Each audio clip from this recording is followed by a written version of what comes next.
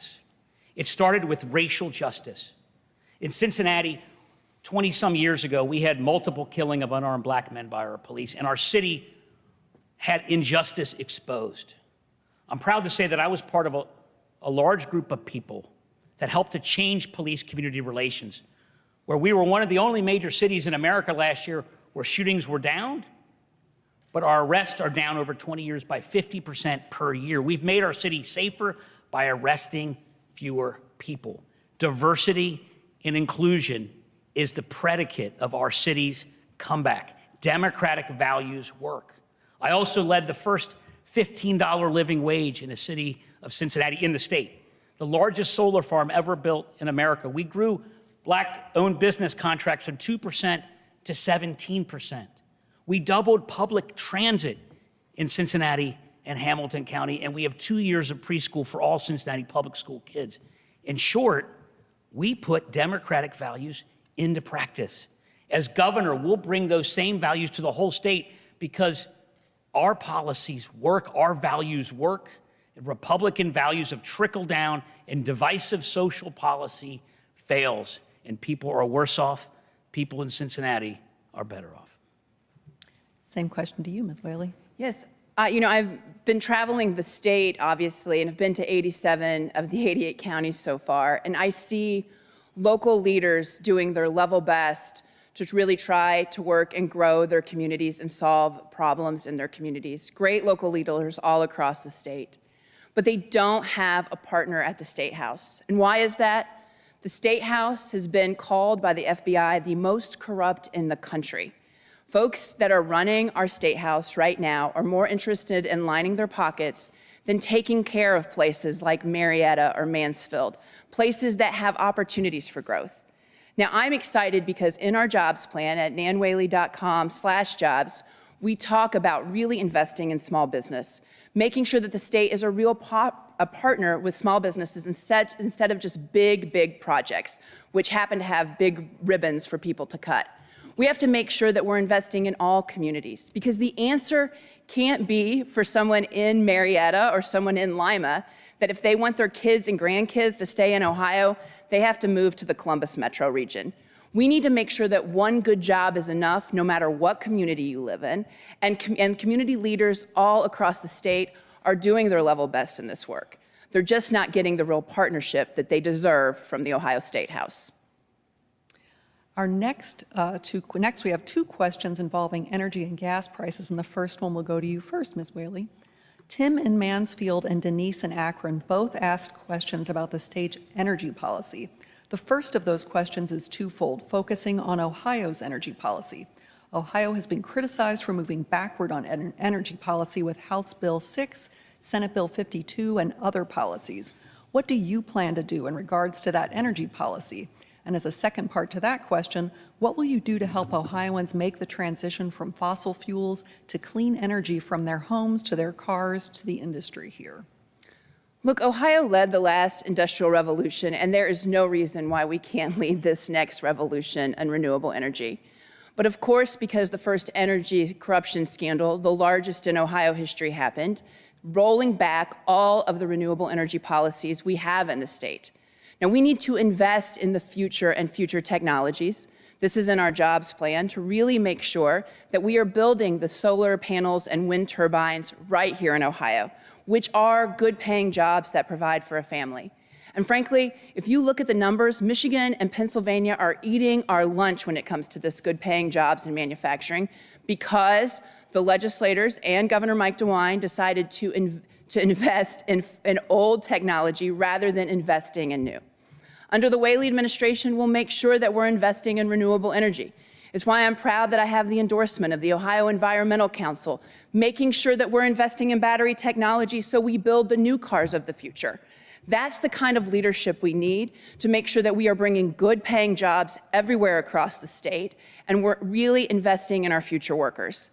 We're not seeing that right now at the State House because they are politically motivated by whatever well-heeled donor comes through their door, rather than what Ohio families truly need, which is one good job to provide for their family. Same question to you, Mr. Cranley. What do you plan to do in regards to the state's energy policy, and what will you do to help Ohioans make the transition from fossil fuels to clean energy from their homes to their cars to the industry here? When Donald Trump pulled out of the Paris Climate Accord, I had a press conference when I was still mayor of Cincinnati, and I promised that Cincinnati would meet the climate reduction goals, the carbon reduction goals, and we have. People all around the world agreed, and America agreed to pick up the slack. People say that, but very few did it. I'm proud to say that I led the effort to build the largest solar farm ever built in America by a city. And the city government services of the city are now carbon neutral. We have 330,000 individual solar panels, 750 football fields worth of solar. And by the way, we're not paying up for it in Cincinnati. We're saving money. Clean energy works. And I promise you, as governor, through purchasing of energy on behalf of the state, I can expand buying consortiums like that throughout the state. But that's not all. As Nan said, HB 6 is the worst and most corrupt bill in the history of the state, and it gutted clean energy standards. I will fire the public utility commissioners that Mike DeWine appointed that gave us that bill and replace them with clean energy advocates that are public utility commissioners, not private utility commissioners. We can both insist that our utilities invest in clean energy, clean up the corruption, and of course, Teresa and I are also going to offer an energy dividend of $500 per family per year, like they have in Alaska and North Dakota. This next question goes to you first, Mr. Cranley. Though gas prices in the last few days seem to have stabilized, prices are still roughly $1.30 more per gallon than a year ago. Will you consider any changes in Ohio's gas taxes to ease the load on working families? If not, why not? And what would you do instead? Absolutely. Teresa and I would immediately temporarily reduce the gas tax to give people a break at the pump. See, we believe in actually helping the middle class and raising their incomes, not robbing from them. Mike DeWine raised the gas tax, refuses to budge even in this extreme inflation, and, of course, passed the HB 6 utility hike, which is a corruption tax that comes out of everybody's pocket every month to bail out a coal company in Indiana. Not only, as I mentioned, am I going to fire the utility commissioners, but on top of that, we are going to offer a natural gas dividend to the people of Ohio, $500 per year to families that make $75,000 or less to help with inflation. Now, it's interesting that Republicans in Alaska and Republicans in North Dakota, they provide a dividend to their people. But Mike DeWine and the Republicans in Columbus, they take money from us and give it to the special interest. Teresa and I are going to take money from the special interest and give it to you. This is real plans. Lower gas taxes, a dividend, clean up the corruption, and get rid of the corruption tax of HB 6. Ms. Whaley, the same question to you. Will you consider any changes in Ohio's gas taxes to ease the load on working families? If not, why not? And what would you do instead?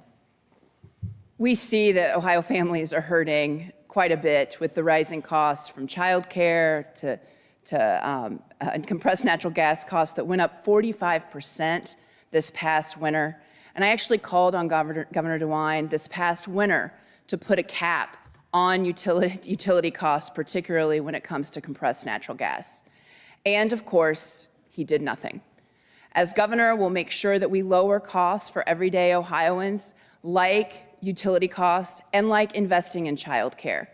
What we've seen over the past couple of years, frankly, across America, is 2 million American women have opted out of working because they simply cannot pencil childcare out for their families.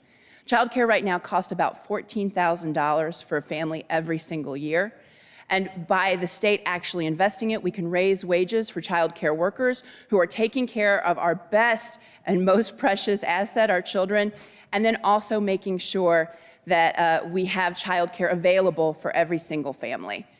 Look, I think we definitely recognize and know that the cost for a family is getting harder and harder to make ends meet.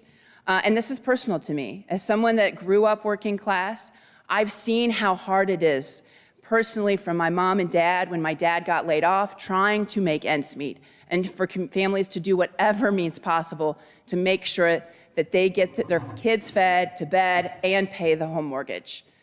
We need a governor from the middle class that really understands that. This next question goes to you first, Ms. Whaley. Several Ohioans wrote questions about gun violence, including Donna from Columbus, John from Newton Falls, and Jim from Xenia, among others. This one is a combination from Jim and Donna, who wrote, "Year after year, it seems there are more mass shootings, some at schools, that threaten our security. Governor DeWine recently signed a bill making access to guns easier and repealing safety measures such as required concealed carry permits. How do you intend to address gun safety in Ohio and protect people from more incidents of gun violence and mass shootings?" On August 4th, 2019, I witnessed the day after when we had lost 9 of our neighbors in Dayton and 27 more injured. And we held a vigil in the same place where we had lost our neighbors just hours earlier. And Governor Mike DeWine took to the stage to speak. The people in Dayton shouted in frustration, "Do something." And Governor DeWine said that he would indeed do something to deal with gun violence and create gun safety rules.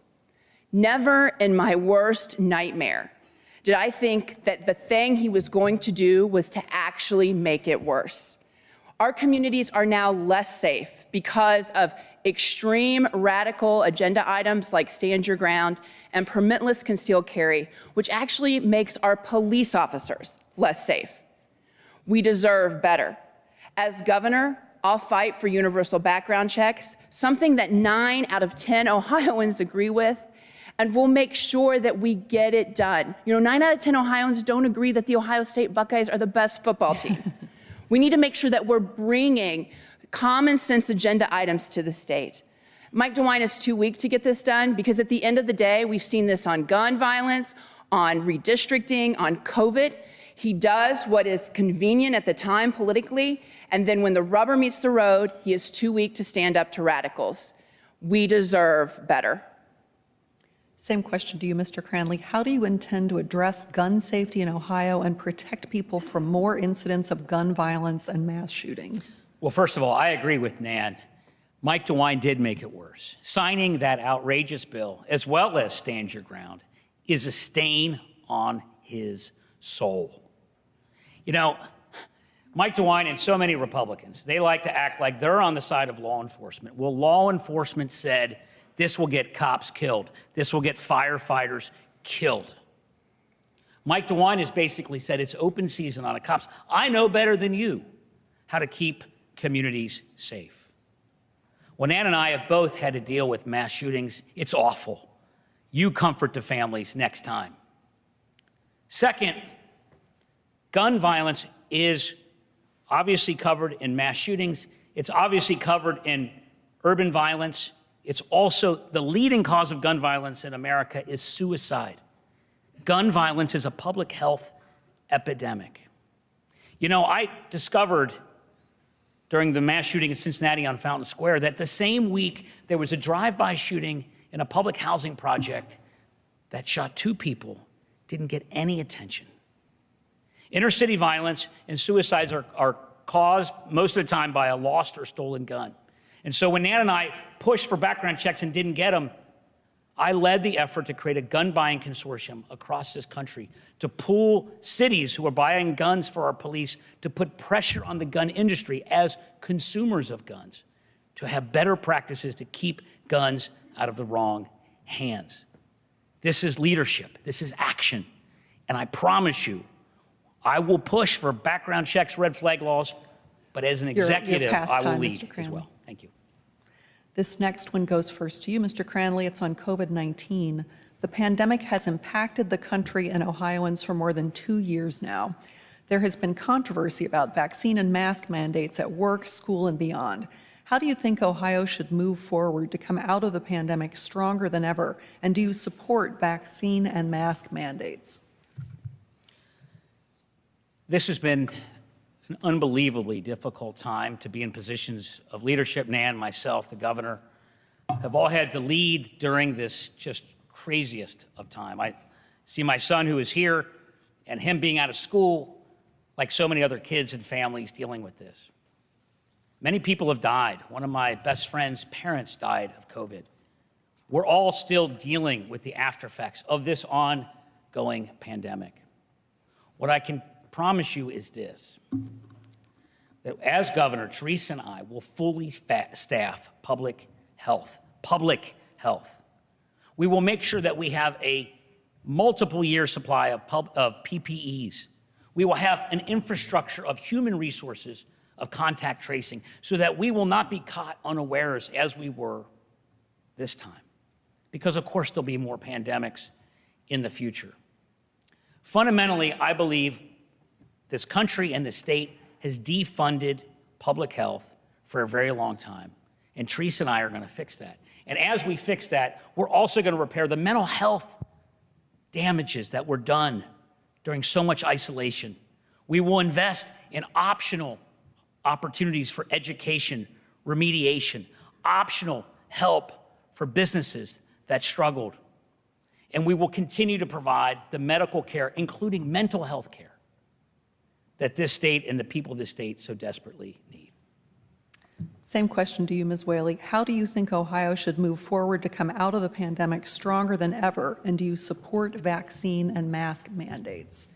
Look, I think over the past couple years, we've seen some tremendous leadership out of our local leaders who have really led through this pandemic. And frankly, at the beginning of the pandemic, when Dr. Amy Acton was in charge of public health, we saw tremendous action out of the state. But again, we saw where Mike DeWine just could not stand up to extremists in his party. And the best example is in 2020, when we had no vaccine and we had no testing. We actually saw him on one day say he'd have a mask mandate, and less than 24 hours would flip because he could not stand up to radicals. Now look, as mayor of Dayton, I was the first city in the state to pass a mask mandate to keep our community safe during the time we had no vaccine or testing. And we've used public health as our North Star in this work, at the same time while making sure we get our economy open and getting our kids in school. Dayton fought hard to make sure our kids were safe, that they got vaccines, but then also made sure that when younger people couldn't have vaccines, that they had masks to keep them safe too.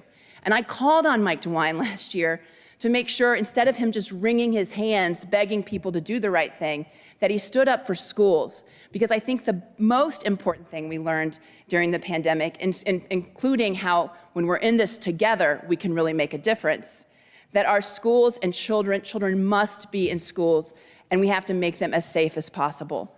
Having masks in schools made our schools safer. Mike DeWine was too weak to stand up to radicals in his party to even protect our children. This next question goes to you first, Ms. Whaley. Several Ohioans also asked questions about abortion rights. This one came from Michael in Cincinnati, who wrote, Governor DeWine has advocated for restricting abortion access and taken steps to remove a citizen's right to choose the best path for themselves and their family. How do you plan to protect people's right to privacy and abortion access? Well, Lucy, this is really personal to me. As a woman, I've spent my entire career fighting for abortion access and even fought to keep the Dayton Clinic open, working with NARAL. And look, what we've seen across all candidates running for governor, both Republican and Democrat, is that I'm the only candidate that has been pro-choice my entire career. And while I'm very excited that Mayor Cranley has joined us in allyship in fighting for a woman's right to an abortion, this is too important when Roe is about to fall to have someone in the governor's seat that just decided a few months before he announced for governor he was pro-choice. Look, as governor, I'll make sure that I veto any bill that attacks access for women's health care and abortion rights. I'll make sure that we have a pro-choice doctor as a head of public health in our cabinet. But you don't have to take my word for this. Every single organization that has been on the front lines fighting for abortion access in our communities has endorsed me. From Planned Parenthood Action of Ohio to Pro-Choice Ohio, they are the group that I trust in this work, and I am incredibly honored to have their full support. Mr. Cranley, same question to you. How do you plan to protect people's right to privacy and abortion access? I am pro-choice, and as governor, I promise to veto any effort to undermine reproductive freedom. As Nan said correctly, I was raised Catholic and started out in a different place on this issue. Like Tim Ryan, like Joe Biden, like many others. About 15 years ago, when my wife Dina, who's here, and I started a family, we had to go through some very personal, private fertility decisions. And during that process, and by the way, it worked out well, Joseph is here. During that process, it became obvious to me what my wife already was telling me, that government had no role in reproductive decisions. And so I am pro-choice. And I agree that this issue is going to take on importance this year with the Supreme Court decisions expected this summer. And it's likely the Republicans will keep a majority in the General Assembly. So the only way to stop these attacks when it reverts to the state is to get a veto stamp. And the only way to get a veto stamp is to win. Teresa Fetter, one of the greatest champions of reproductive freedom in the history of the state, she and I are the best ticket to win because we have delivered for our people by raising economic conditions, and I believe that's what is the most likely reason swing voters will decide one way or the other, who can deliver better economic progress, and I have done that in Cincinnati. You're watching Voters First, the 2022 Ohio gubernatorial Democratic primary debate, a presentation of the Ohio Debate Commission and AARP Ohio. Our partners for this debate include the Char and Chuck Fowler Family Foundation, the Cleveland Foundation, the George Gund Foundation, the John S. and James L. Knight Foundation, the Murray and Agnes Seasongood Good Government Foundation, Tecovas Foundation, City Club of Cleveland, and the Ohio Association of Broadcasters. Thank you for being with us. So on Monday afternoon, the Ohio Debate Commission and Central State University talked with dozens of high school students from the Cleveland area Thurgood Marshall Oratorical Debate Program and college students from 4 universities during community roundtable discussions. They posed this question, and it will go first to you, Mr. Cranley. According to the Canton Repository, there is a constant rate of 10 to 40% of college graduates moving to other states. What will you implement to highlight opportunities for the youth in Ohio to not only ensure, but to raise the career retention rates in the state? Lucy, I think this is a critical issue. We have to grow again. So much of the state is used to decline of people moving away. We need a leader that can get results. Cincinnati was like that. It was losing population my whole life. And now it's growing again, twice as fast as the state of Ohio, reducing poverty 1.5 times faster than the state of Ohio. And the University of Cincinnati and Cincinnati State and Xavier and all of our other universities are part of that. What makes vibrancy happen are our values. Prioritize diversity and inclusion. It's because we prioritize racial justice in Cincinnati that made our comeback possible. Same with LGBTQ rights. We became, with Columbus, the first city in Ohio to get a 100% score from the Human Rights Campaign. These things matter to young people, to retaining young people. Teresa Fetter and I also have a plan to invest millions in community college to reduce tuition, but to upgrade graduate level education, because that has been proven to be the #1 reason why you can attract businesses, jobs, which then keep our graduates here. But fundamentally, we're either growing or dying. And too much of Ohio thinks that we can't grow again. I know we can, because I helped lead our Cincinnati back to growth. Same question to you, Ms. Whaley. What will you implement to highlight opportunities for the youth in Ohio to not only ensure, but to raise the career retention rates in the area? Yes, Lucy, the answer to Ohio's adults, young adults, can't be if you want a good job, move to Columbus, right? Lots of young people want to live near their parents and grandparents. They want to be able to raise their family in that supportive environment. but too often they can't because they can't find a good paying job. And this has been the way that the state has been investing for the past 2 decades. Making sure they had this failed policy idea that if they cut taxes on multinational corporations and the wealthy, that suddenly all of our communities would get stronger and richer. It clearly hasn't worked. They cut funding to our communities so they couldn't grow and build. And frankly, now our largest export is our college graduates, because they have to look for a good paying job, if not in Columbus, on the coast. It is not an answer for our state. That's why I'm really proud of our jobs plan to make sure that one good job is enough no matter what community you live in. We want to do that by investing in new technologies like renewable energies and battery technology, making sure that we have good union paying jobs in manufacturing, and making sure that the state actually funds communities to grow small business. Now, this is something really important to my running mate, Cheryl Stevens, who talks about how small businesses are typically women-owned and African-American-owned, and we can build them all across communities, big and small. And I'm also talking about small business, not like the federal government does, where it's 500 employees or less. In Dayton and other communities, that's a big company. 50 employees or less, and really making sure that we grow the next generation of entrepreneurs so young people have a choice to live in the communities they grew up in. Thank you. This next question goes to you first, Ms. Whaley.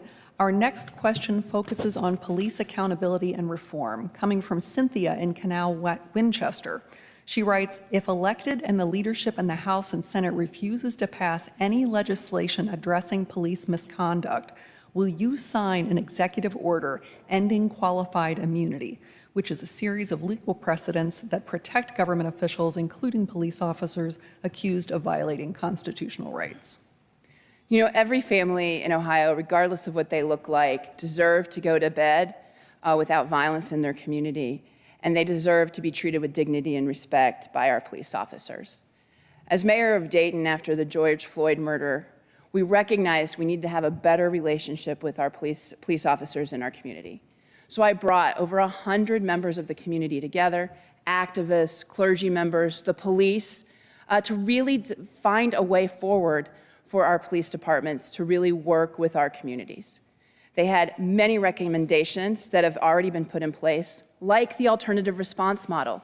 So when you call 911 in Dayton, you may get a police officer if you need one, you may get an ambulance, you may get a mental health provider, because we need to make sure that we're providing the service that the community needs at the time. We also recognize that too often Black Ohioans are over-policed, over-sentenced, and overcharged in our communities. And making sure that we're really investing in police, increasing the number of officers, and making sure that anytime anyone interacts with an officer, they're treated with dignity and respect. You have to hold both ideas in your head at the same time. And as governor, I'd do that again, working with our activist community, working with clergy, working with the criminal justice community to move our state forward. There are many actions that can be done, but right now we have a governor that's been in office since I was 10 months old and typically only interested in what the criminal justice system wants, not what the whole community needs. So, Ms. Whaley, would you sign an executive order ending qualified immunity? Look, I think this is way more qualified than just qualified immunity issues. I think it is more about how police officers really interact with citizens. And absolutely, citizens deserve to be treated with dignity and respect anytime there's an incident or anytime they are in with police officers. Same question to you, Mr. Cranley. If elected and the leadership in the House and Senate refuses to pass any legislation addressing police misconduct, will you sign an executive order ending qualified immunity? Police community issues have been a defining issue that I have grappled with my career. 22 years ago, our city was boycotted by civil rights leaders after several killings of unarmed Black men by our police. Damon Lynch III, civil rights leader in Cincinnati, the Reverend Dr. Otis Moss Jr. in Cleveland, they said, don't spend money in Cincinnati until they change things. I'm proud to say that today they want this former mayor of Cincinnati to be governor of Ohio. We've made real change. As I mentioned earlier, shootings are down, but arrests are down 50% over 20 years on an annual basis. We've made our city safer by arresting fewer people. There are 3 elements to our reform: transparency, use of force changes, and community-oriented policing. As mayor, we became the first big city to get body cameras on the vast majority of our police officers. And now they come on automatically, so you don't have to worry about someone forgets or doesn't forget to turn it on. After the murder of George Floyd, I helped write a report on police reform nationally. And then, when there were cries for further reform, on discipline reform for officers who do something wrong, that they are fired and stay fired or stay punished and not get returned by arbitrators, I led the effort, the first major city in America, to get arbitration reform to make it easier to discipline officers. So, Mr. Cranley, would you sign an executive order ending qualified immunity? No, but I would do this. I will sign an executive order that will license police officers, and as the executive of the state, we have the ability to license officers, and we will have use of force changes. We will have body cameras on officers across the state. We will also put in the kind of community-oriented policing that we did in Cincinnati. Thank you. This next question goes to you first, Mr. Cranley. It was submitted by Rebecca in Cincinnati. She asks, approximately 1 in 10 children will be sexually abused in Ohio. As governor, how do you plan to protect children from predators? Will you pledge to reform the statute of limitations on rape, enact grooming laws, or create a civil look-back window? Absolutely. I believe the statute of limitations should be lifted for rape.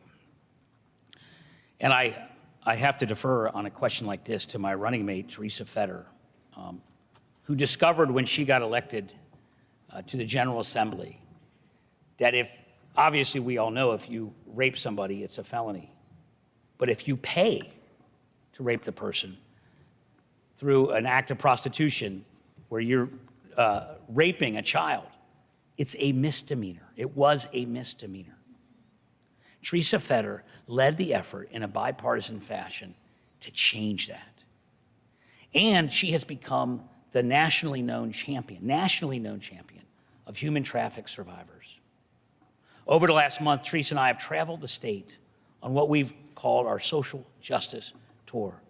We're exonerees of the Innocence Project, a project that I started, and this project has gotten 34 people out of prison, some of whom I got out personally, and women that Teresa has helped stand up for themselves as survivors of human trafficking.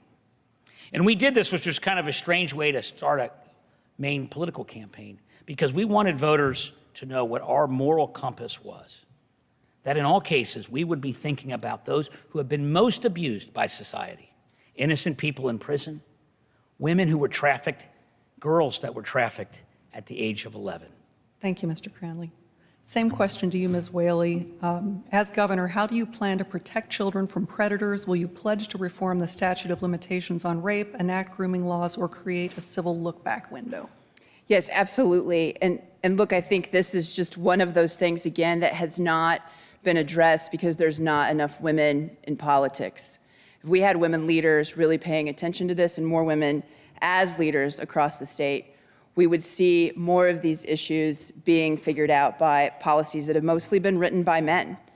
And look, I have walked the streets of Dayton with people that have been former in the sex trafficking industry, right? And have seen them work with women to try to pull them out. And a lot of this also ties to the addiction crisis in our communities. Now in Dayton, I'm really proud of the work we've done to bring people together. When I was mayor, when I was first elected mayor, we actually led the nation in accidental overdose deaths. We did 2 things. We first sued the drug companies to hold them accountable. We were the first city in the state, the 4th in the country, and we won to make sure that funding goes to addiction. And secondly, we made sure that we started treating addiction like the disease that it is. Lots of people have no choice in the throes of addiction. They can't get services, they can't get the help they need when they're ready to take it, and so they stay in this cycle of violence. Ohio deserves better. We need to make sure that we're fully funding mental health and addiction services like we have been able to do in Dayton through local funding. But there are some communities that are too poor to do that, and they need a state partner. This could also really affect and make us not fourth in the country in human trafficking in Ohio right now. Thank you, Ms. Whaley. This next question goes to you first.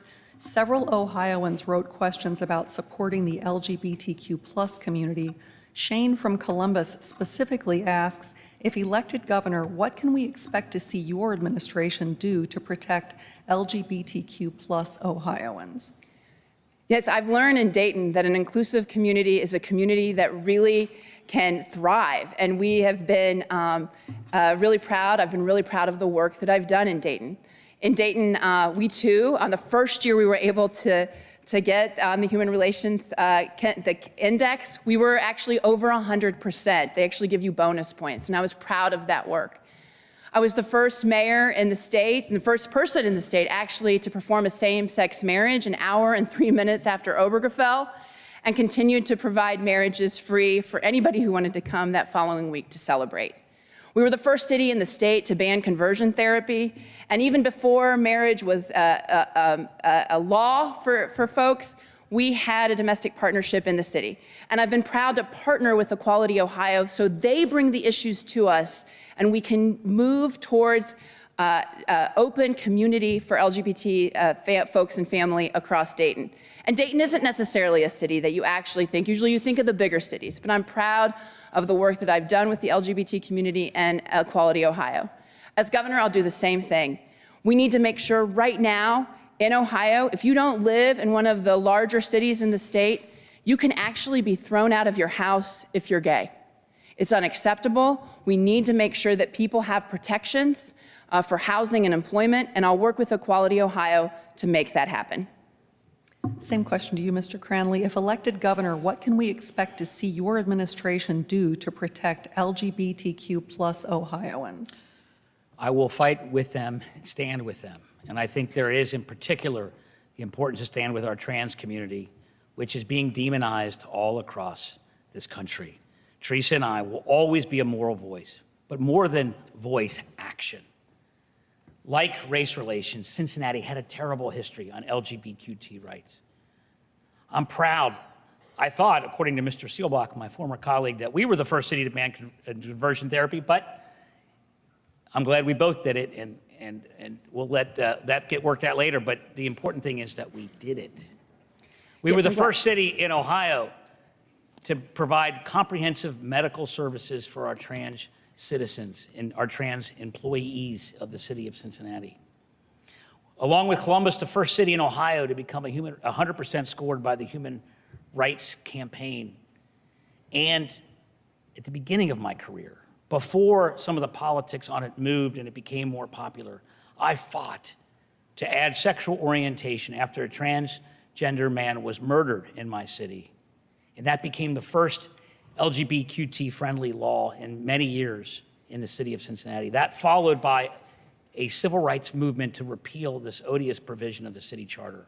I believe that embracing people has been, with race relations improvements, the cornerstone of our city's comeback, and it'll be the cornerstone of Ohio's comeback. Thank you, Mr. Cranley. This next question goes to you first. Political scandals in Ohio were also a hot topic in the questions submitted by people in Ohio. Zach from Strongsville, Sophie from Columbia, and Kathy Ann from Fairview Park were just a few of the people wanting to know how you're going to fix it.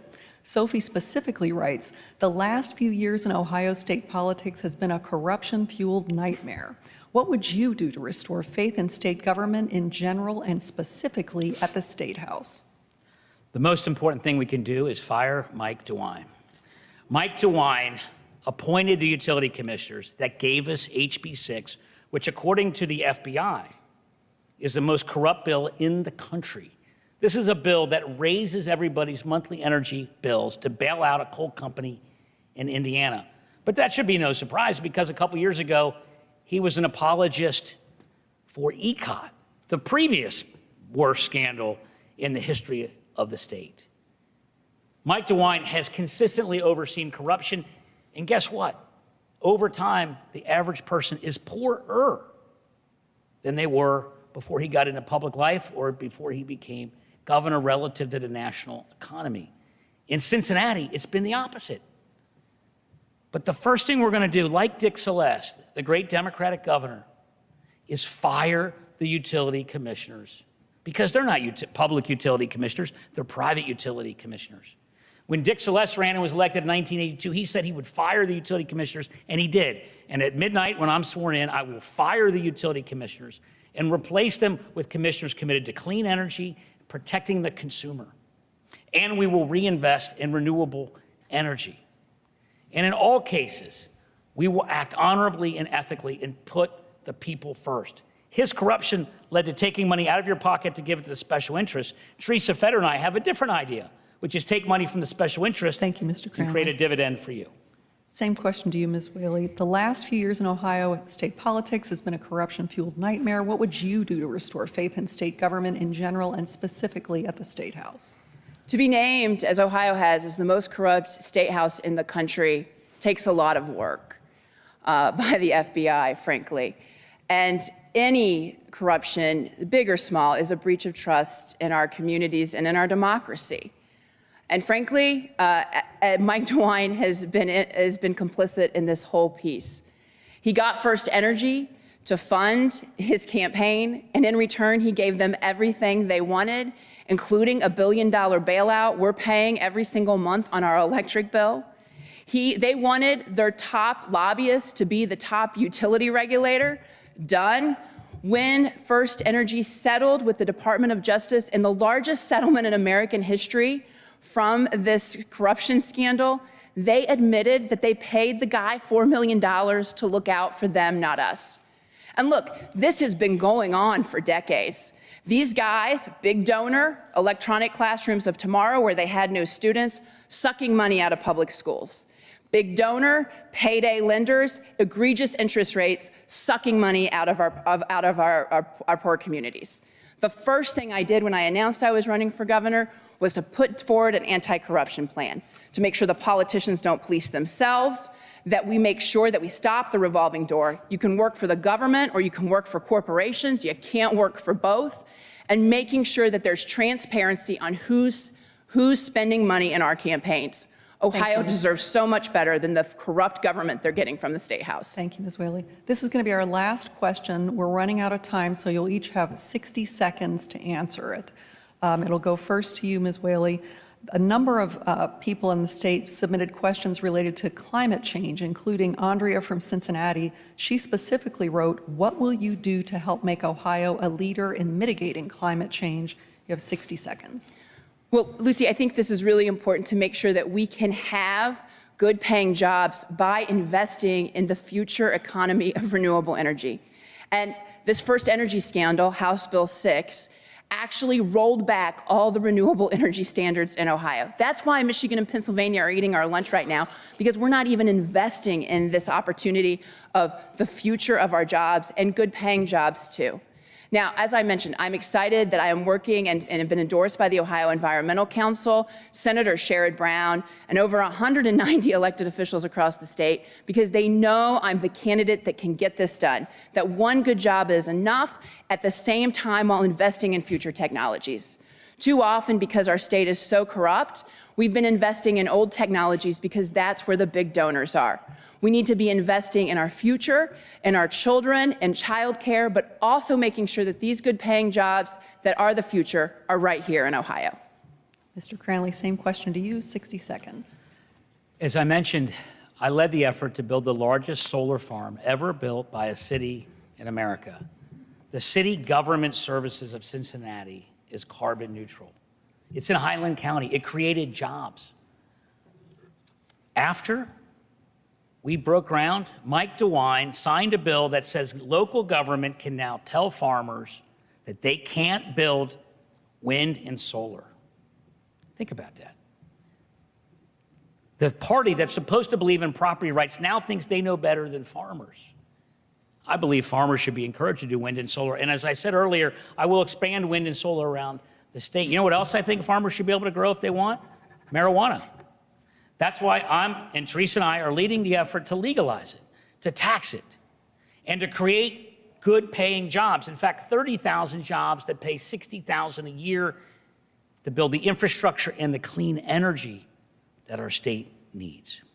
Thank you. That concludes the questioning portion of the debate. We have a few minutes left for closing remarks. Each of you will have 90 seconds. Nan Whaley, we begin with you.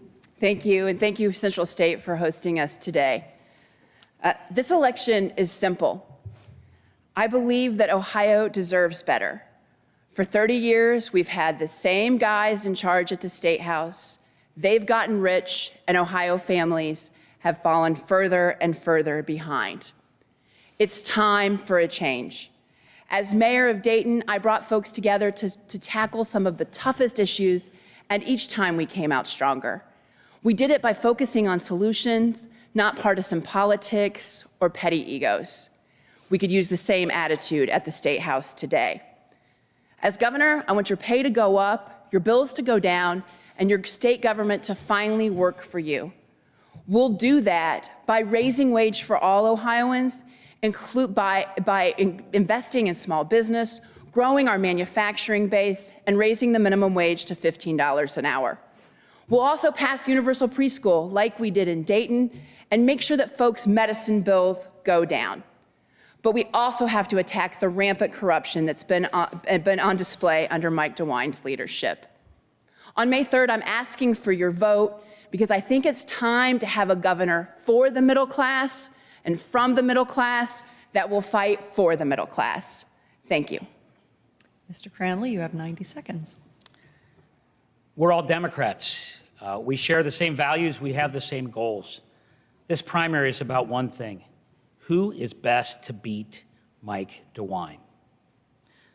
The fact is that when it comes to economic growth and growth in general, my record is better than Mike DeWine. Over his career, the average wage in Ohio has gone down. The average wage in my city has gone up. Poverty's gone down 1.5 times faster than the state of Ohio, and we grew twice as fast as the state of Ohio.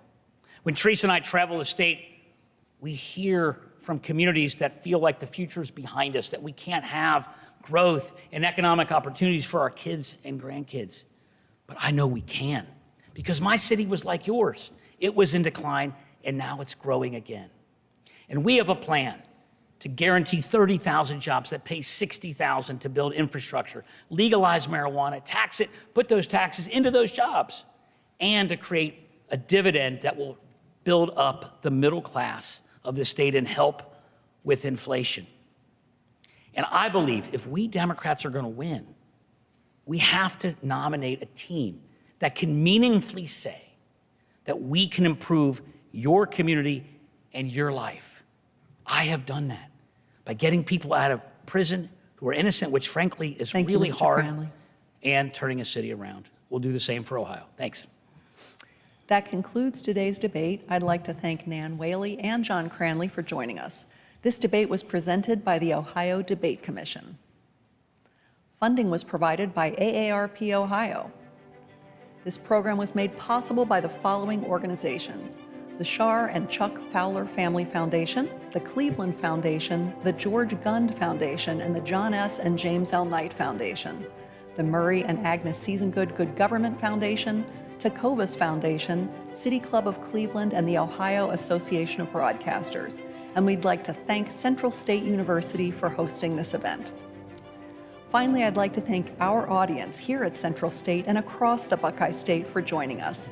I'm Lucy May, host of 91.7 WVXU's Cincinnati edition. Have a great evening.